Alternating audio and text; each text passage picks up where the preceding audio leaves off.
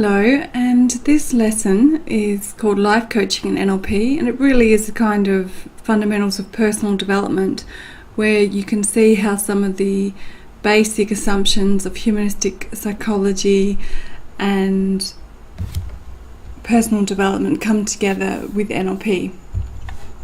If you're interested in working with people on personal development outcomes as a life coach or in transformational coaching, I hope this lesson will be of interest to you. So let's start with some really basic ideas about people and what happens to them that really inform a lot of the approach in personal development.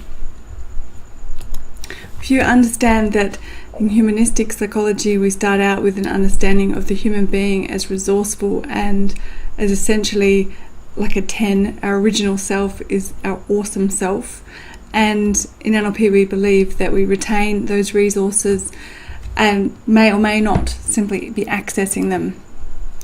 Then things happen through the slings and arrows of life and our experiences of growing up. We go from being born beautiful 10 and we develop some wounds and we have some experiences that through distortions, generalizations and deletions create a sense of ourself which is more like a 7 than a 10. Then we also work out patterns or ways to help us survive in what seems to be a world that's not that easy. So we have different patterns and different beliefs about what that is, but what we end up with is the defended self. That is, if you like, protecting the wounded self, and right underneath all of that is still the original awesome self. So the patterned responses that create the defended self are often something that we experience as things that are triggered in response to a stimulus. And this is one of the oldest concepts in psychology of stimulus and response. And you can hear often that people feel that these responses are outside of their control. So statements such as, they made me angry, if only I could do this, or I can't do that and I must or have to do that. This kind of language is understood to really express a fundamental pattern of disempowerment. So an example of stimulus and patterned response would be if you had a bad experience of a dog once, you were bitten or attacked by a dog, and then you see other dogs. From that point on, you generalize that a dog of a certain size, for example, must be aggressive or dangerous, and this creates a patterned response of fear. Then, remembering this way of being, where it all comes together with our process, state and physiology, if you understand that the pattern is triggered and can kind of play us like a recording, so we feel the old fear from the past and we behave as if the experience from the past is happening again, instead of just being able to see what's happening in our external environment and be flexible and respond to the new reality that we're in. So with a dog, if we experience all dogs through that generalization as dangerous, what happens is we have the thought, dog must be dangerous, the feeling fear, and all the physiology or expressions and posture and of that flight-fight response. And we know that with dogs, when you have this physiology, they're able to sense it, and they also go into a bit of a state. They become more aggressive. And this is how our patterned responses can trigger and become stimulus for other patterned responses in our external environment. People can respond the way we mirror them as if that is true. So sometimes our own internal reality plays out and recreates the past in our present again. So that you seem to be having the same struggles, the same arguments, only with a different partner, or the same challenge that other people don't have. So clearly there's something that is about you, that you are the common denominator in this process, if you like. So the good news is that there is actually a gap between stimulus and response, and this is a gap of choice, a little split-second moment between you see or hear something and then you have the patterned response. And a beautiful description or story around this gap that makes us different to other animals as human beings is based in the work of Viktor Frankl, who wrote Man's Search for Meaning. And he had an incredible story. He was a Jewish man who was a psychiatrist in Nazi Germany during the war. He was imprisoned in the death camps along with his parents, brother and wife, and he saw all of those people die around him.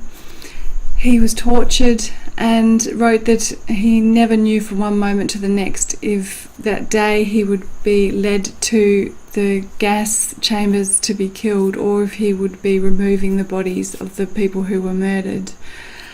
So he was living in circumstances which you could only describe as massively extreme, and if anything you would think that surely no human being could control their response in that situation.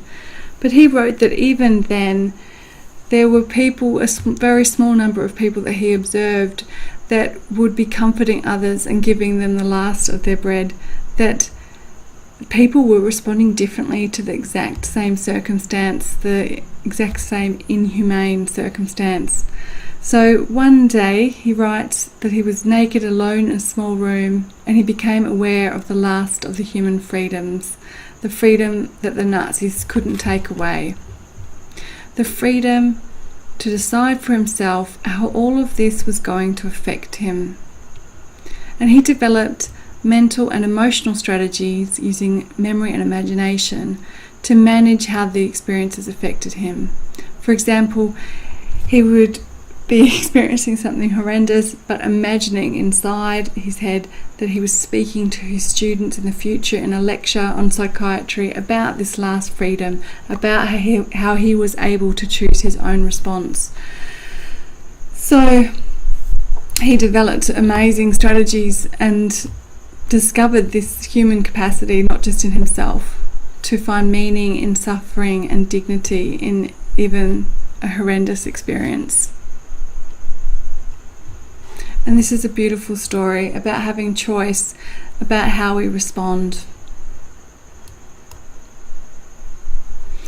A model that's quite popular, particularly in organisations, is to understand that we're accountable for our responses, and that you can hear whether people feel accountable, whether they understand their part they play in the situation by how they're speaking.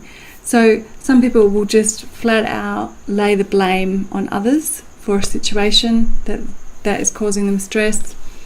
Others will have excuses and justifications, which in NLP we call stories, so long and complex stories that make sense of something as outside of their control.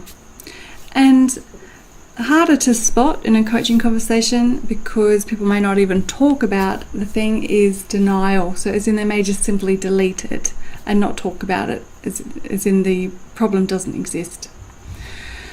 When people are talking above the line, this means that they are aware of how this situation is within their sphere of influence, so how they are impacting it.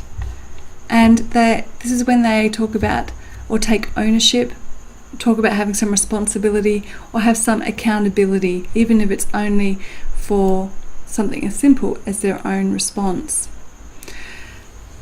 So one of the key outcomes of empowering people in a reflection dialogue like coaching is to look at something and to work from being below the line to being above the line, and to understand that when you're doing that, it's not that you're looking to blame your client or your client to blame themselves for the situation.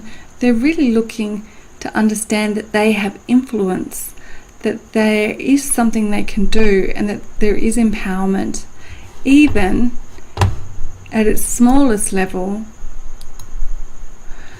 the very least thing that someone can have responsibility, accountability and influence is their own response, the meaning they make and how they let it affect them, so the feelings that they have. So this is a very common thing to do as part of an empowerment conversation in coaching, and this is one of the things, the exercises we will do in the in-person coaching training. So overall, a coach holds out that belief that their client is capable, intelligent, resourceful, able to choose their own path, that they're naturally loving and lovable. And an NLP coach has skills and processes that support rapid accessing of resources that are already within us, states, beliefs, ways of thinking, frames that allow people to create change so that they show up in the world in their full awesomeness, in that 10 capacity or our full potential. And to finish off on this, I'd like to just offer you one of my favourite quotes, which is from Theodore Roosevelt, and it's widely known as the arena quote. It's not the critic who counts, not the one who points out how the strong man stumbled or how the doer of deeds might have done them better. The credit belongs to the man who is actually in the arena, whose face is marred with the sweat and the dust and blood, who strives valiantly, who errs and comes up short again and again, who knows the great enthusiasms, the great devotions, and spends himself in a worthy cause, and who at best knows the triumph of high achievement, and who at worst, if he fails, at least fails whilst daring greatly, so that his place shall never be with those cold and timid souls who know neither victory nor defeat. I think of life coaching and personal coaching as a profession that supports people who are in the arena, who don't want to sit and watch any longer, who want to get in there and face the challenges and get the sweat and dust and blood all over them as they get out there and dare greatly. And I would invite you to discover what a profound privilege it is to work with people who are doing that. So the next lesson is just talking about studying coaching in person. If you live in Perth or you are near us in Australia, in Asia, where we also do training in Bali, this lesson will just talk about what we do with our in-person coaching. I hope you've enjoyed the e-learning so far. Thank you.